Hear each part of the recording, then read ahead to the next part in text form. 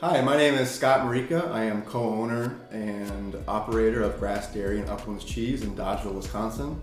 Our goal is just to manage our pastures so we understand where the grass is growing and make sure we get the cows to the right spot, with the right type of grass, at the right phase of growth, take off the right amount of grass, leave a residual that is conducive to soil health, and it's a very holistic type of farming.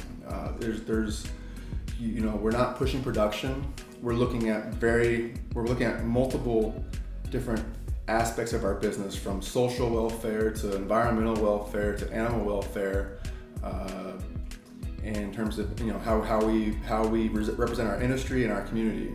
So our business model is not based on production, but we're based on producing a product that embodies all of these aspects.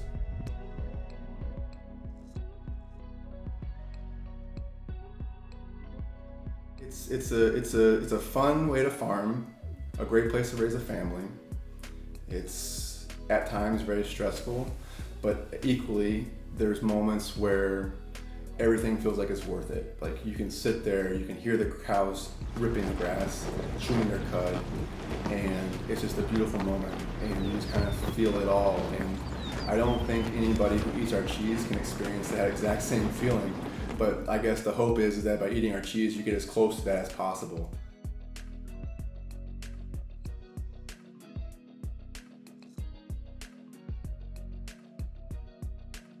As a farmer, I feel I have a social contract with the consumer.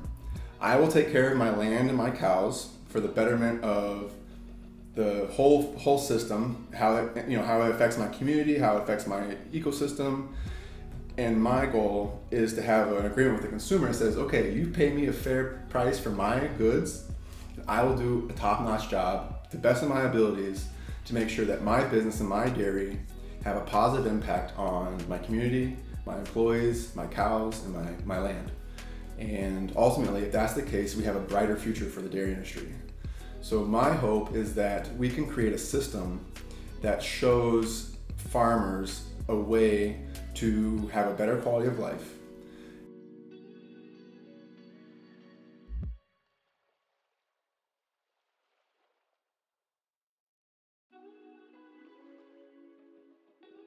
I'm just thankful and grateful. I never thought I'd be involved with artisan cheese, and my heart's not in artisan cheese. My heart is in grazing. My heart is in rural development. My heart is in social justice. But all those things are not feasible. I can't do any of that without the cheese. So ultimately, what anybody sees is, they're not just taking a bite of cheese, they're taking a bite of our dreams.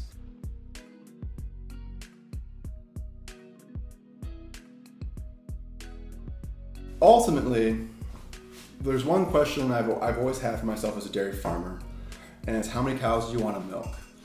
And when I was young, the answer was more cows. But now that I'm a little bit more mature and I see my business better, I want to milk the right number of cows. And that means I want to milk the right number of cows for my business model, my cash flow needs, plus my holding capacity of my land. And it all has to be in balance. Because if I milk more cows and I put more pressure on one part of the system, other things start falling apart. So we have to make sure whenever we make decisions, we look at it holistically. So for our farm, with about 600 acres of land for grazing and crops, we milk around 200 to 225 cows and raise all of our own young stock. So the cows that we raise are a grazing type cow. There's no secret to their genetics besides we want a cow that's about 900 pounds, full of belly and rib, and got a lot of capacity so she can eat a lot of grass.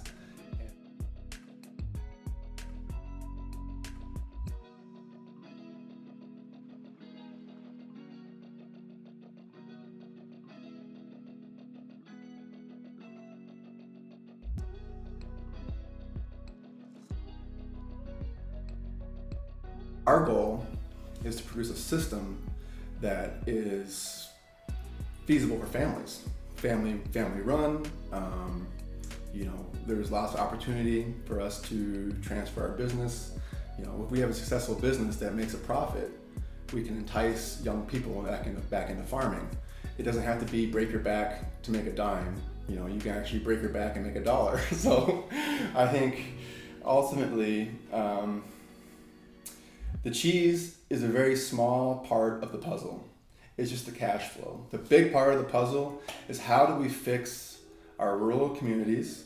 How do we provide opportunity? How do we work on social justice issues? You know, from respecting ag workers and saying, okay, farm workers are really important. Immigrants are really important. Let's make sure that we make sure these people have opportunity that's more than, you know, living paycheck to paycheck. Let's make sure that we have opportunities for diversity in our communities, the same way we want diversity in our landscape and in our ecology.